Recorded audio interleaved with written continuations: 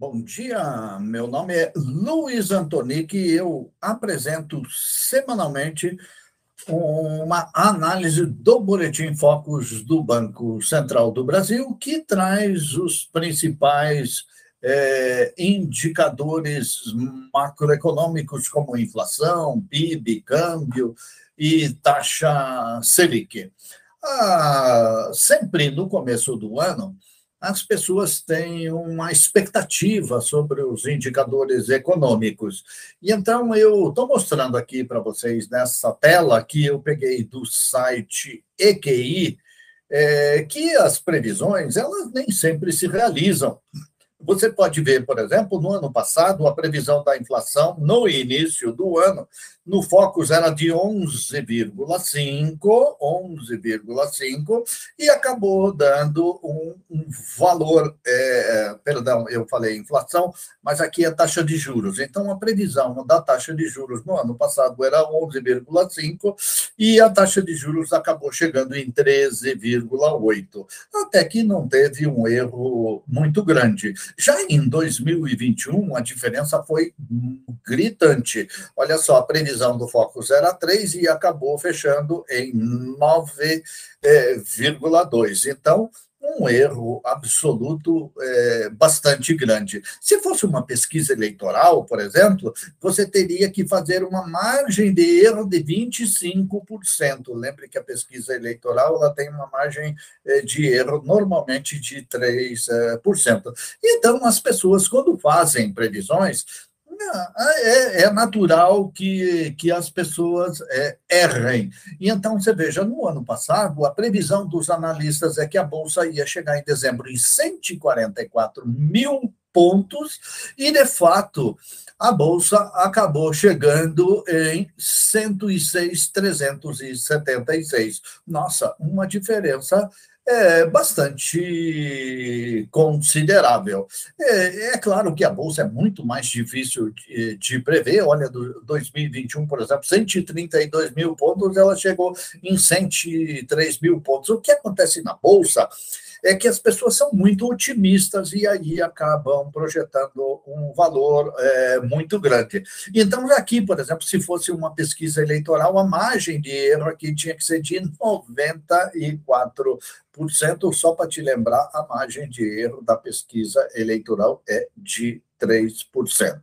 Então, poxa, o que a gente vai fazer se não dá para acreditar nas previsões?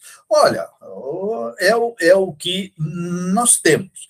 Então, o que eu aconselharia você a respeito das previsões? Olha, presta muita atenção nos analistas, não deixe de ver os analistas, mas você deve se aculturar para que você possa fazer as suas próprias previsões que você considera mais acertadas. Na semana passada, a Bolsa foi mal, fechou com 103 mil pontos, o que é bastante baixo. O que acontece é que o cenário internacional está muito ruim. A indicação é de que os juros nos Estados Unidos vão continuar subindo, e isso para nós é péssimo, reflete muito mal aqui na nossa Bolsa. Ademais, né, nós estamos com uma taxa de juros aqui no Brasil de 13,75%, a mais alta disparada no mundo, e isso acaba prejudicando muito a Bolsa. Sobre a inflação, a previsão da inflação dessa semana é para 5,90. Você pode ver que a previsão da inflação ela é uma tendência de alta, porque 5,74 há 4 semanas, na semana passada 5,89, e essa semana a previsão é de 5,90, tendência de alta. 147 economistas-chefes das principais instituições financeiras brasileiras opinaram nessa previsão da inflação.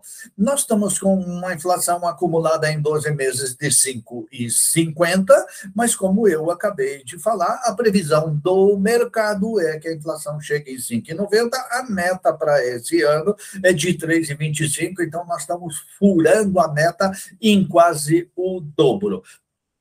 Nessa semana, Na sexta-feira sai a inflação de fevereiro. Esse fevereiro que está aqui é uma estimativa do professor Antonic. Então, como é que funciona a inflação? Nós temos uma meta aqui de 3,25.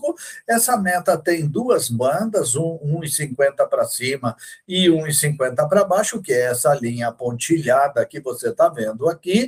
E essa linha azul aqui é o que de fato aconteceu. Então, você pode ver aqui que a gente andou errando muito nesse período aqui. A inflação acabou disparando aqui no Brasil. Quem é o responsável pela meta é o Banco Central do Brasil. Então, por intermédio lá, o Conselho Monetário Nacional fixa a meta e o Banco Central do Brasil fiscaliza essa meta, mexendo na taxa de juros para tentar fazer com que a inflação fique num nível mais aceitável. Então, você pode ver aqui, né? A inflação começou de subir aqui em março de... não, em maio de 2020 e foi subindo, e aí aqui em maio de 2022 é que ela começou a dar uma folguinha e agora está numa curva de queda, se bem que o mercado está prevendo que ela vai subir um pouquinho aqui até chegar o final do ano. O que tem pesado na inflação aqui no Brasil? Artigos de residência tem pesado bastante, transporte, você vai ver que vai pesar mais um pouquinho agora, porque a gasolina subiu agora, no começo de março, despesas pessoais, e comunicação foi aqui o que mais pesou nesse comecinho aqui, que a gente tem os dados só de janeiro. Agora, na sexta-feira, você vai ter os dados de fevereiro também. A cidade mais cara do Brasil aqui é a cidade de Salvador, que tem um acumulado de 1,09, e na outra ponta temos a cidade de Curitiba aqui, que está uma inflação próxima de zero. No começo do ano, mensalidade escolar pressiona a inflação. Você vai ver agora, por exemplo, quando sair de fevereiro, o material escolar vai pressionar a inflação, e em março, um pouquinho do aumento da gasolina. Então, essas coisas aqui vão pressionando a inflação para cima, e aí impede que o governo baixe a taxa de juros, que hoje está em 13,75. Eu sempre explico para os meus alunos que a gente tem duas inflações: uma inflação da empresa e uma inflação da pessoa. Então, o IPCA é uma inflação de consumo, preços ao consumidor, índice de preços ao consumidor amplo. E o IGPM é um índice geral de preços.